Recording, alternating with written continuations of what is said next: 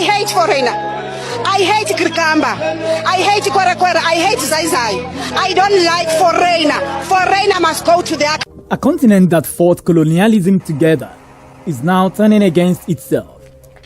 In the streets of South Africa, African migrants have been hunted, beaten, robbed, and sometimes burnt alive, not by foreign invaders, but by fellow Africans.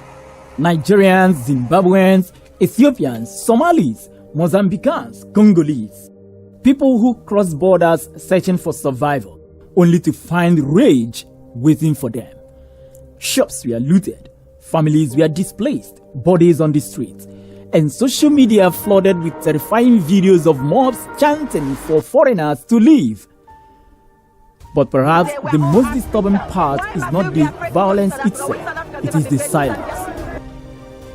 The silence of many African governments, the weak diplomatic reactions, and the carefully worded statements, the endless calls for calm while citizens are attacked in another African country. And now millions are asking one painful question: should African governments finally take stronger action against xenophobic violence in South Africa? Or will Africa continue pretending this problem will disappear on its own? Welcome to Kann Media Group, where we turn up issues that are on the front burner.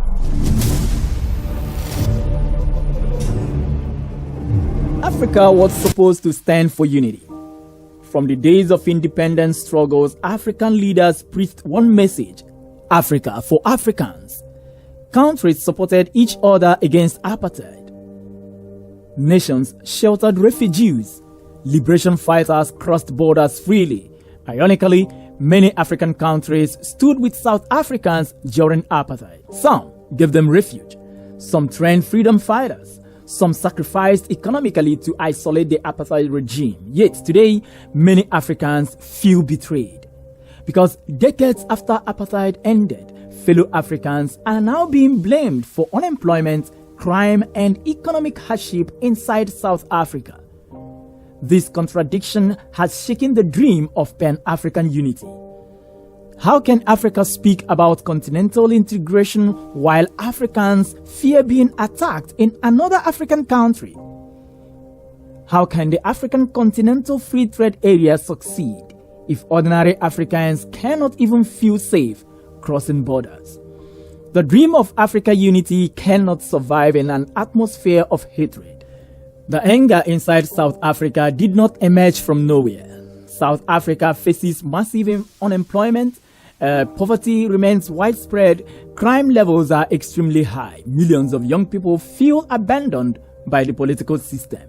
And when frustration grows, politicians and extremist groups sometimes redirect public anger towards foreigners. Migrants become easy scapegoats. They are taking our jobs, they are committing crimes, they are overcrowding communities. Whether true or exaggerated, these narratives spread quickly in desperate communities. But here is an uncomfortable truth. Economic hardship does not justify violence. No frustration excuses mob killings. No unemployment excuses burning businesses. No political failure excuses targeting people because of nationality. Once hatred becomes normalized, nobody is truly safe anymore. Today it may be Nigerians. Tomorrow it could be Zimbabweans. Next week it could be South Africans in another African country facing retaliation. Violence creates cycles, and history shows that ethnic or national hatred can spiral into disasters far worse than anyone imagined.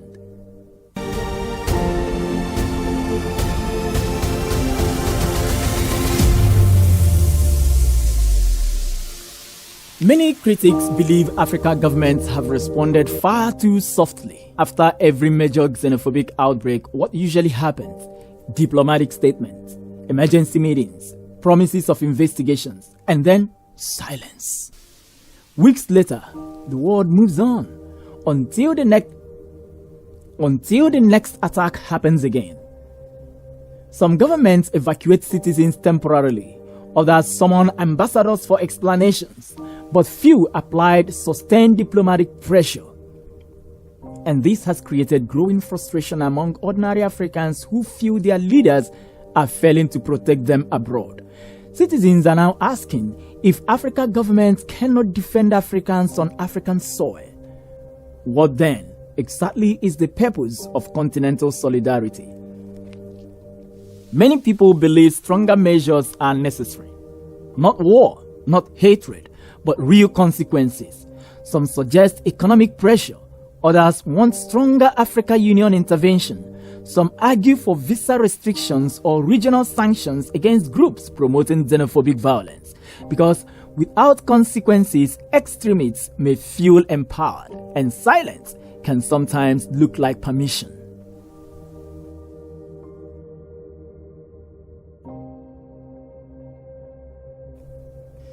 But there is another dangerous side to this conversation: retaliation. Every time xenophobic attacks happen in South Africa, tensions rise across Africa. South Africa-owned businesses in other countries sometimes become targets. Online hatred spread rapidly. Ordinary South Africans living abroad face hostility, and this is dangerous. If African governments truly want to stop xenophobic violence, speeches alone are not enough. First, there must be stronger diplomatic accountability. Governments whose citizens are attacked should demand transparent investigations and visible prosecutions. Second, African leaders must stop tolerating inflammatory rhetoric from politicians or groups who openly encourage hatred against foreigners. Words can kill. Third, the African Union must take a more active role instead of remaining distant whenever these crises erupt. A continental problem requires a continental response. Fourth, governments across Africa must improve economic opportunities for young people, because hopeless populations are easier to manipulate into violence. And finally, African societies themselves must confront dangerous narratives spreading online and offline. The moment people start seeing fellow Africans as enemies, Africa begins destroying itself from within.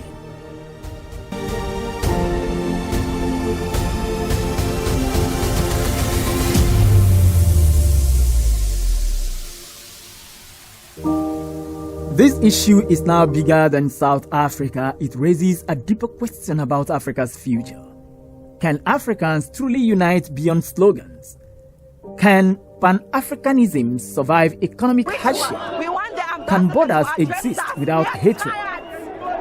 Can African governments protect both sovereignty and human dignity? But if Africans cannot coexist peacefully with fellow Africans, then external powers will continue exploiting the continent's divisions. A divided Africa is easier to manipulate. A divided Africa is weaker economically. A divided Africa is weaker politically. And a divided Africa struggles to defend its own people. Xenophobia is not just a social problem, it is a threat to Africa's future.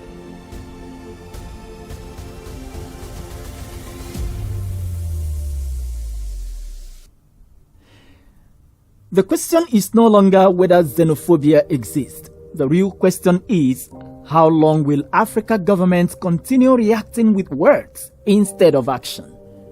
Because every delayed response sends a message, every weak condemnation sends a signal, and every ignored attack pushes Africa further away from the unity it claims to believe in. So what do you think? Should African governments take much stronger action against xenophobic violence? Or are current responses enough? Drop your thoughts in the comments. And if you believe Africa's future depends on truth, accountability, and unity, subscribe to Kann Media Group for more hard-hitting African stories the mainstream often avoids. Africa cannot rise while Africans are fighting Africans.